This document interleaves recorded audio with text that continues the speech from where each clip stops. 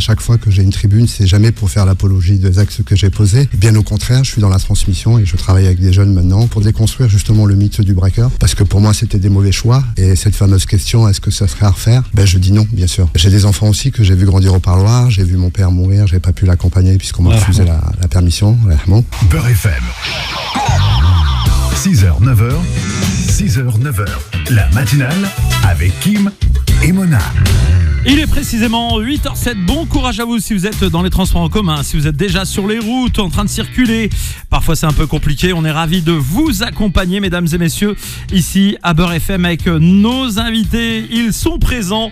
On va commencer par Khaled Miloudi. Bonjour et bienvenue à toi, Khaled. Bonjour. Wahid, il applaudit.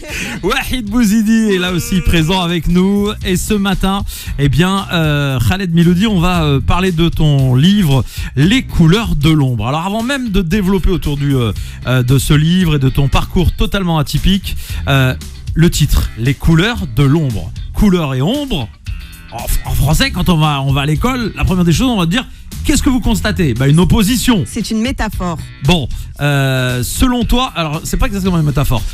Voilà, exactement. C'est Une quoi oxymore. Une oxymore. C'est les contraires. Ça va aller, te prends contraires. pas la tête. Ouais, Ça va aller. et donc le titre, pourquoi ce titre et est-ce que c'est toi qui l'as voulu justement, puisque on le sait aujourd'hui, tu es poète, tu donc aimes jouer avec les mots. Pourquoi ce titre? C'est le titre d'un poème, d'un des premiers poèmes que j'ai écrit pour parler un peu de moi. Et ce titre, il représente un peu aussi ma vie. Et je crois que dans l'ombre aussi, il peut y avoir de la lumière. Comme dans un tableau noir, quand on sait bien regarder, on peut aussi apercevoir quelques raies de lumière. Donc voilà, pourquoi ce titre? Incroyable, évidemment, le sens des mots. Comment on a une voix posée, monsieur Khaled Miloudi? Ça, c'est la patience. Justement, ouais. Ça, c'est dans les planques à l'ancienne. C'est la patience. Wahid est là pour ramener le côté, évidemment, de l'humour. Non, mais c'est vrai, comment on peut avoir... Je suis charmé par j'avais vu une vidéo de toi. Il nous a anesthésié, t'as vu? Le calme. Alors qu'on a un passé, quand même, on va en parler, qui est assez douloureux, c'est la vitesse. Il faut être vif, il faut être réfléchi et un peu énervé quand même pour faire ce métier entre guillemets de ce qu'on appelle la voyoucratie, c'est comme ça qu'elle est nommée. Non mais c'est vrai, c'est comme ça qu'elle est nommée. Je sais, mais ce mot D'où te vient ce calme? Est-ce que c'était naturel en toi, ou est-ce que finalement avec les années et ce qui t'est arrivé, tu as appris à devenir comme ça? J'ai toujours aimé échanger, partager, communiquer. Donc là, c'était pas nouveau pour moi. Mais c'est vrai que depuis que je me suis apaisé, depuis cette fameuse révolution intérieure à l'intérieur d'une cellule, voilà, je suis quelqu'un d'apaisé. En général, quand on est apaisé, on parle calmement, on n'a pas besoin de s'exciter. Et quand il parle calmement, tout le monde l'écoute. Ouais, c'est faux. Je te le dis, il n'y a pas besoin de crier. Nora Il n'y a Freeman, pas t'as besoin envie de de crier. l'écouter. Les gens le savent.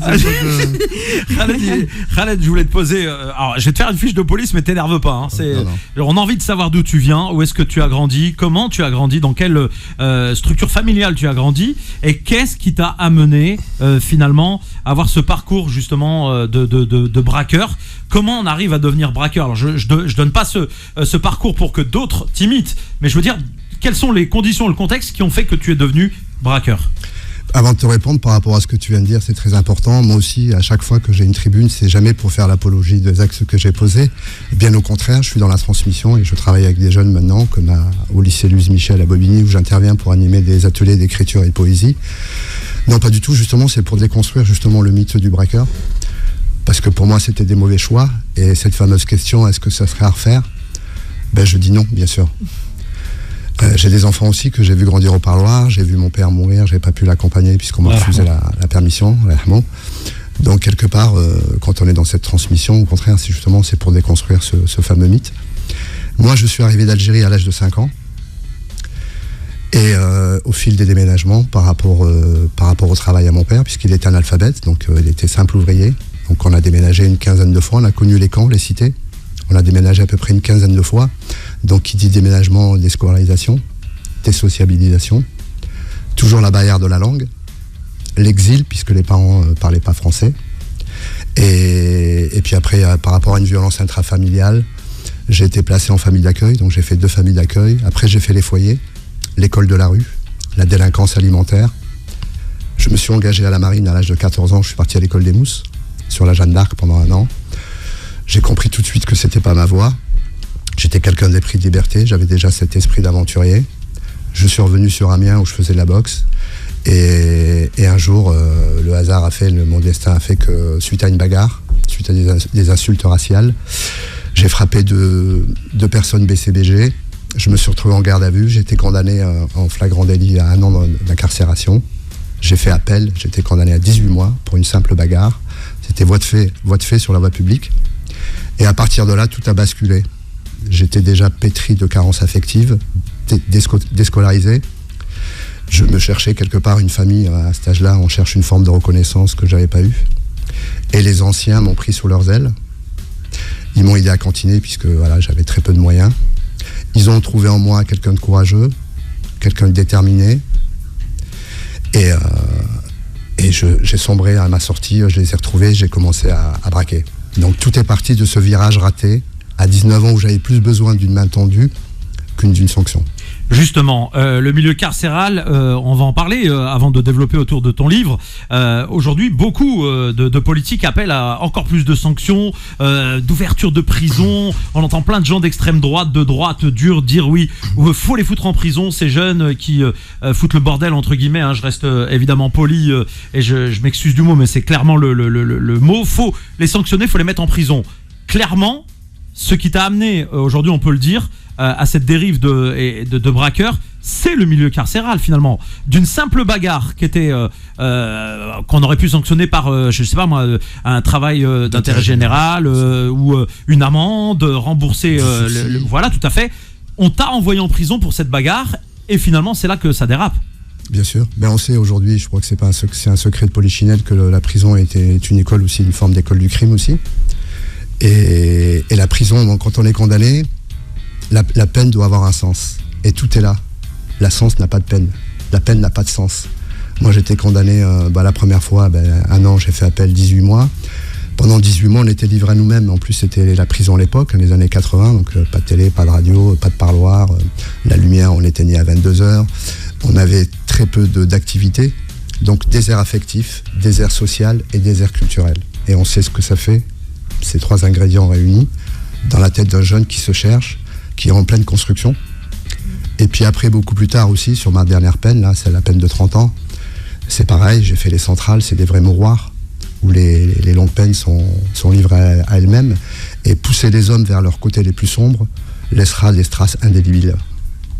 On va y revenir évidemment dans un instant. En tout cas, j'imagine les auditeurs de la radio très intéressés par ton parcours parce que voilà, il est réel. Et aujourd'hui, on peut le dire, on en parlait vite fait tout à l'heure un petit peu.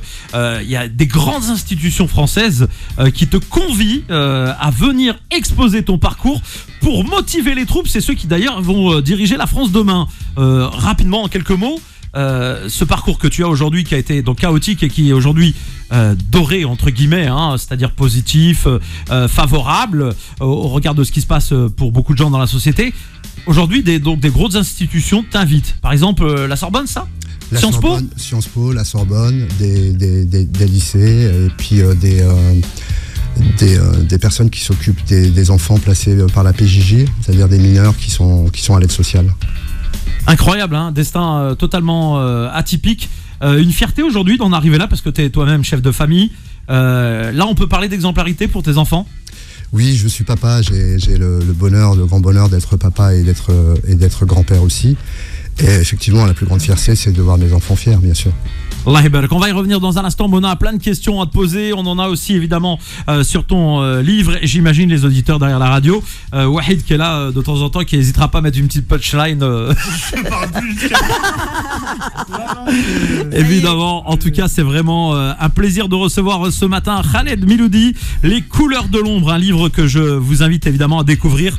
On va en parler. Il est peut-être disponible partout dans tous les réseaux habituels professionnels littéraires, mais peut-être aussi en Fnac et sur Amazon et j'en passe et des meilleurs. Donc allez le découvrir, ce livre, il est vraiment intéressant. Et surtout si vous avez des petits caïds à la maison, des petites frappes, vous savez, pas les vraies frappes, hein, on parle des petites frappes qui se prennent pour des grosses frappes. C'est bien de leur montrer un peu quand même que c'est pas on va dire une voie qui est celle qu'il faut choisir. Bien au contraire, là on parle de quelqu'un qui a l'expérience du terrain. Reste avec nous, on revient dans un instant. Ne bougez pas, vous êtes sur Beurre FM. Et le plaisir de recevoir ce matin Khaled Miloudi, Les couleurs de l'ombre. Son livre est disponible depuis une semaine. Vous pouvez évidemment aller le retrouver sur n'importe quelle plateforme dédiée, bien entendu, à la littérature, Amazon, Fnac, etc., etc. Vous en profitez, bien entendu. Et puis, nos invités sont là. On va saluer aussi Wahid qui est avec nous. Wahid, tout va bien ? Tout va très très bien. T'es vachement sage aujourd'hui. Je ne t'ai jamais vu aussi calme. Voilà, en tout cas, c'est un plaisir. Mon grand frère qui est en face de moi. Aussi, il est là. Là, on fait plus le malin là, Wahid. On fait jamais le malin devant la famille. Voilà, exactement. Le grand frère qui est présent aussi. Jamais. Khaled Miloudi, donc ce livre dispo depuis une semaine avec évidemment de la poésie. Alors on a parlé de ce parcours. Rappelons juste pour que les gens comprennent bien combien d'années de prison et à combien tu as été condamné. J'étais condamné à 30 ans de prison, dont 20 ans de sûreté, et j'ai effectué 21 ans. Donc 20 ans de sûreté, que les gens comprennent, ça veut dire 20 ans tu sors pas. Non, et tu discutes au bout de la 20e année, ouais. Ouais, tu commences à négocier en fonction du comportement que tu as eu pendant ces 20 ans. Et du CDI, si tu n'as pas de CDI, tu sors pas. Voilà, c'est donc 30 ans de prison, on comprend que là, voilà, il y a eu des choses graves qui se sont passées, Khaled. Pas de mort, pas de blessés, mais oui, c'est des braquages de fourgons blindés, une fusillade avec la police, un échange de coups de feu avec la police, mais pas de mort, pas de blessés, Dieu merci. Bon, et ben voilà. Et aujourd'hui, l'exemplarité pour les enfants. Mona, une question à poser à notre invité ? Oui, puisque tu as dit que tu avais été déscolarisé pendant ton enfance à plusieurs reprises. Je voulais savoir comment tu as fait du coup pour apprendre à bien lire, bien écrire, développer cette plume que tu as aujourd'hui et qui te pousse à faire de la poésie. Je me suis posé la question quand j'ai commencé à écrire et dans ma mémoire affective, j'ai retrouvé des moments que j'avais 12-13 ans, j'avais été placé dans un KGB et puis à partir de là, j'ai commencé à lire les premiers Steinbeck. Okay. T'as été placé dans un KGB ? Ouais, mais on l'a tous. Oui, c'était la punition des parents, ça. Ouais, moi, je l'ai fait aussi, Wahid. J'ai passé 3 mois. Enfin, c'était pas un KGB. Alors pas 3 mois, non. C'était un sous-sol, c'était la cave, c'était le garage, quoi. C'était le garage. J'ai pris un peu j'ai édulcoré un peu, mais c'était le garage. J'ai passé 3 mois dans ce sous-sol lugubre, et j'ai découvert à la bibliothèque. J'avais la chance de récupérer des livres de John Steinbeck. Donc j'ai commencé à lire. Là, j'avais une lampe frontale. J'ai commencé à lire et j'ai même parfois souri en lisant des livres de Steinbeck, notamment Tortilla Flat, qui m'a fait énormément rire. Et puis après, l'incarcération, bien sûr, j'ai arrêté l'école. L'incarcération a fait que je me suis mis à lire. J'ai repris un cursus universitaire après. Et plus tard, à 52 ans, j'ai passé une licence de littérature et de théâtre. Parce que j'ai fait aussi du théâtre. J'ai joué plusieurs pièces aussi à l'intérieur. Donc voilà, puis après la poésie venait de très loin. Mon père était analphabète, donc il y avait la barrière de la langue. Et je crois que j'avais gardé enfui dans ma mémoire affective tous ces moments où mon père, quand on courait d'administration en administration pour récupérer un papier ou dans les magasins, les sourires moqueurs et amusés des personnes par rapport à son accent arabe prononcé. Et je crois que c'est resté en moi. Et à l'école, voilà, j'ai tout de suite fait des progrès et commencé à maîtriser la langue de Molière. 8h32, de retour sur notre plateau. Khaled Miloudi, Les couleurs de l'ombre, ancien braqueur, ex-tolard et poète, sorti aux éditions Équateur au pluriel. Donc vous pouvez évidemment retrouver sur toutes les plateformes de vente de livres. Il existe en version numérique ou pas encore tu sais ou pas, Khaled, si Je crois pas, c'est vrai, je me suis ouais, parce qu'il y a apparemment, je comprenais que de plus en plus de gens qui lisent des livres maintenant en mode numérique. C'est pour ça que je posais la question. Ouais, exactement. En tout cas, ce qui est sûr, c'est que le livre, lui, et l'objet est disponible. Est-ce que tu as des attentes particulières avant de parler du contenu autour de ce livre ? Parce qu'à la base, ce livre, il n'était pas fait pour une vie commerciale. On en a rapidement parlé hors antenne et j'ai envie de partager ça avec les auditeurs.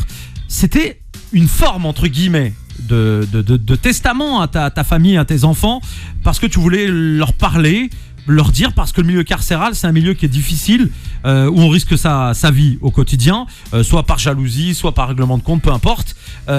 Donc c'était un peu ça finalement au départ. Il n'y avait pas de vocation à ce que ce livre soit en parution comme ça chez un éditeur.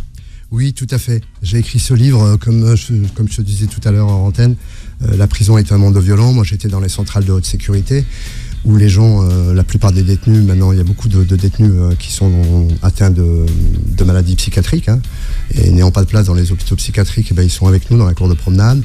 Et il y a aussi des sales mecs aussi qui se réunissent et qui, quelque part, veulent leur imposer leurs valeurs qui ne sont pas universelles pour moi. Et donc, comme je suis quelqu'un d'entier, j'étais prêt aussi à aller au combat.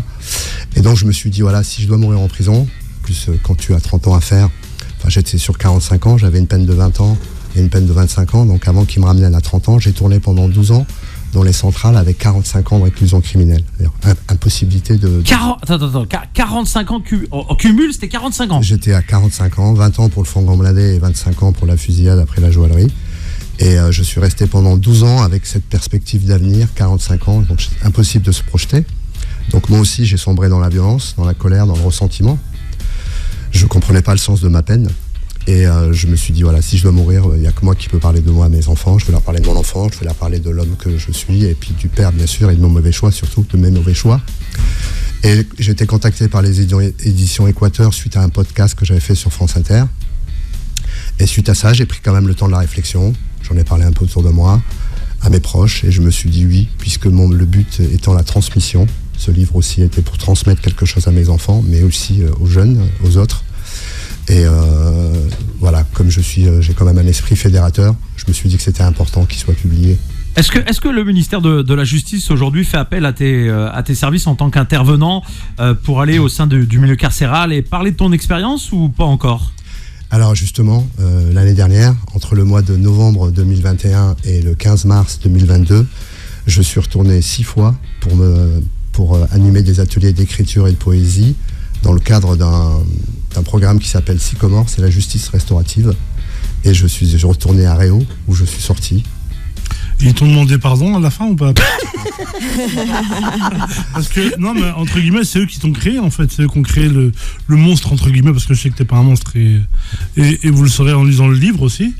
C'est eux qui ont créé ça, en fait. C'est eux, avec la première peine, qu'on créé ça, Khaled, non? Non, tout à fait. Après, voilà, il s'est passé du temps et j'ai pris énormément de recul. C'est vrai que pour l'anecdote, j'ai croisé des surveillants qui faiient partie un peu des fachos et des ignominies, parce qu'il y en a aussi beaucoup, énormément, hein, et ils faisaient semblant de ne pas me reconnaître.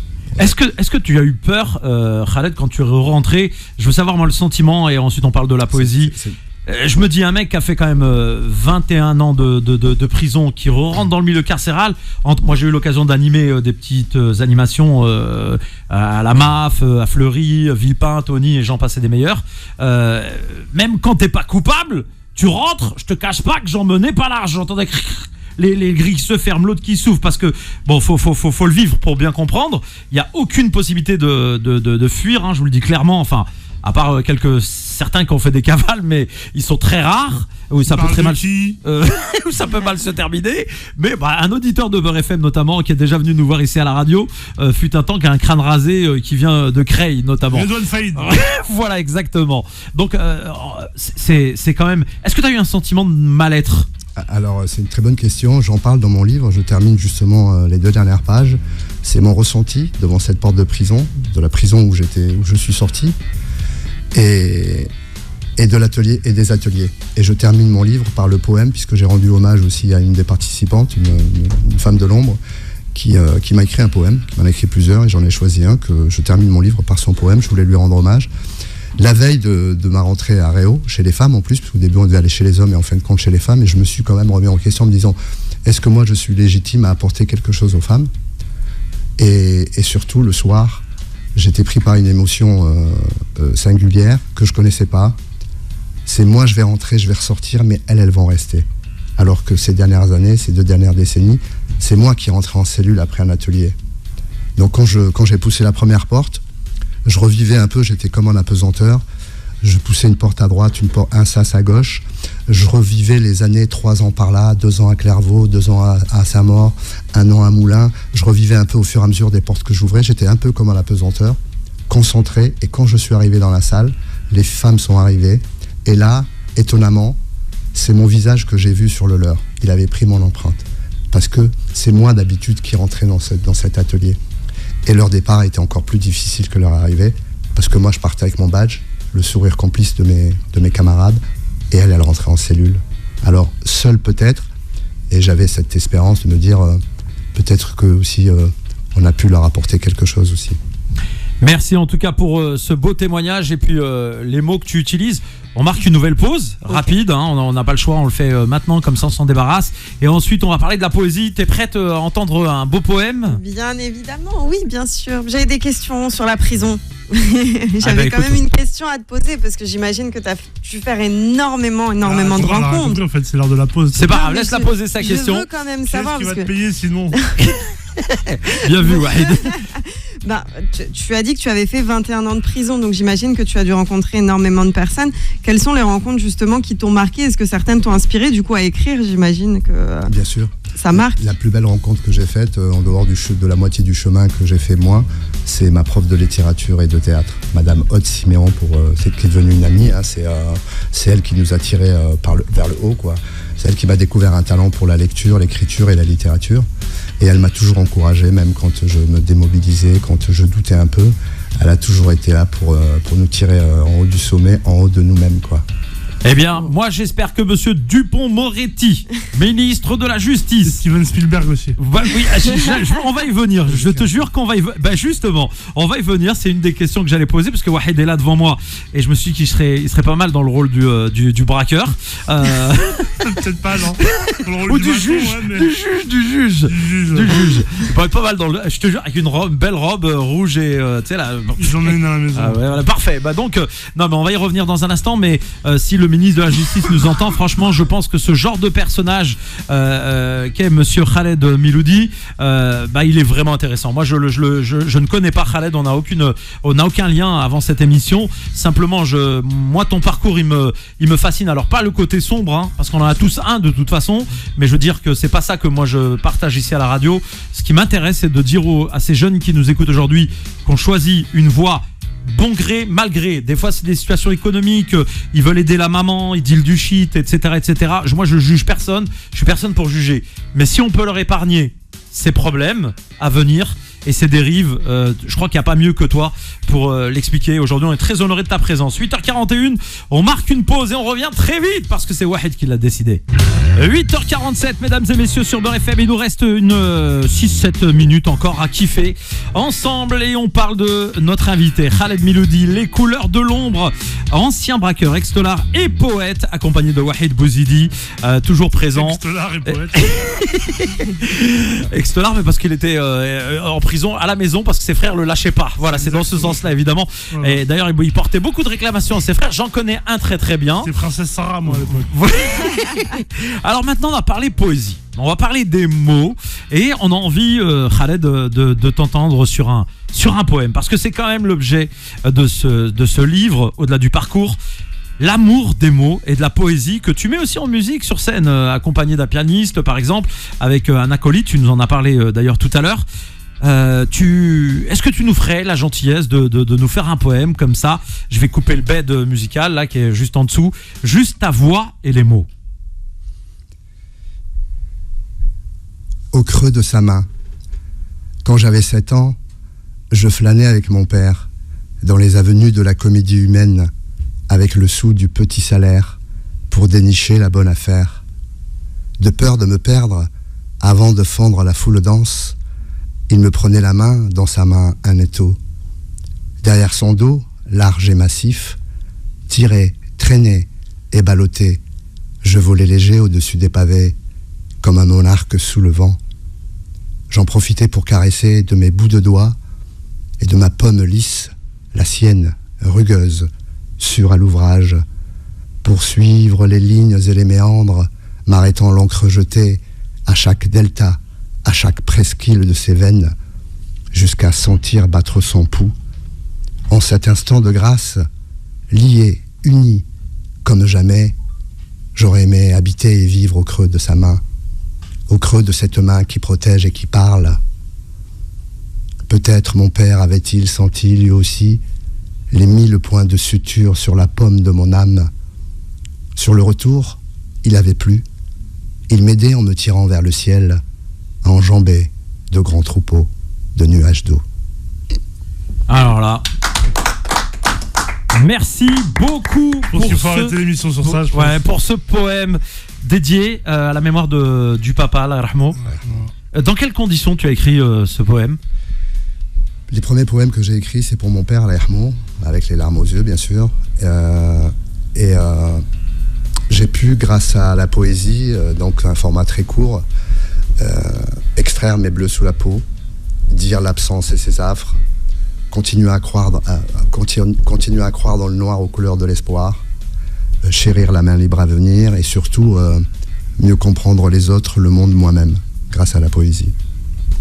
Vraiment, on est très très sensible à ces mots qui ont de la valeur et qui ont un sens, et on sent aussi l'amour et la pudeur à l'endroit du papa. Moi j'aime bien la main assurée là. On sent que c'est l'ouvrier qui est immigré, qui est arrivé, qui travaillait. C'était le travailleur, la rahmo, comme beaucoup de nos papas. C'est l'histoire commune de beaucoup d'enfants, hein, pas nécessairement d'immigration, mais nous on la connaît à travers notre expérience parce que voilà, on a les mêmes origines, le même parcours de vie pour beaucoup d'entre nous.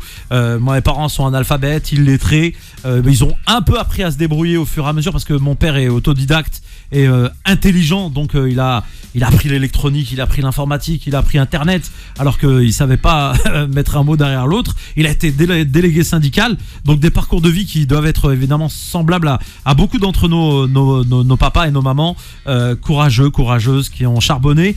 Une question et ensuite je laisse la parole à Mona parce qu'on arrive bientôt à la fin, il nous reste 4 minutes.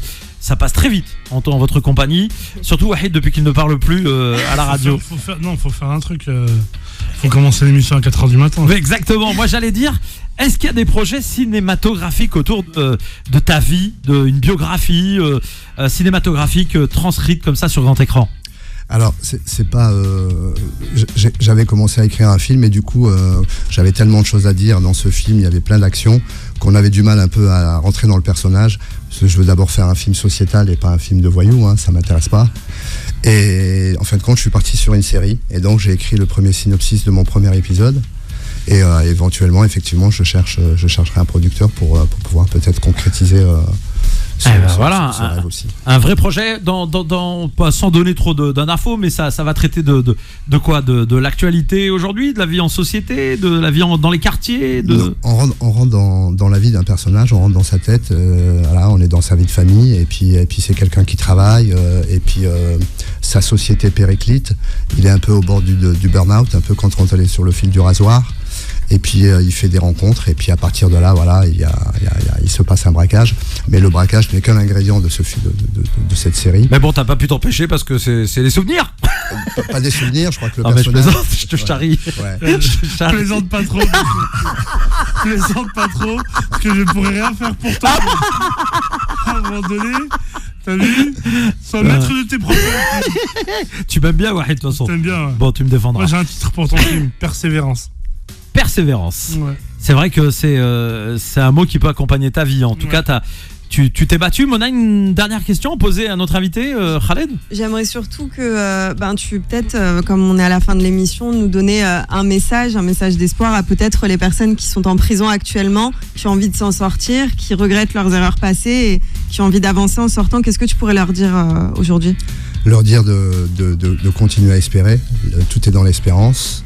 De se remettre en question, d'être capable de se regarder en face et de parler, de reconnaître ses facilités, de reconnaître ses mauvais choix.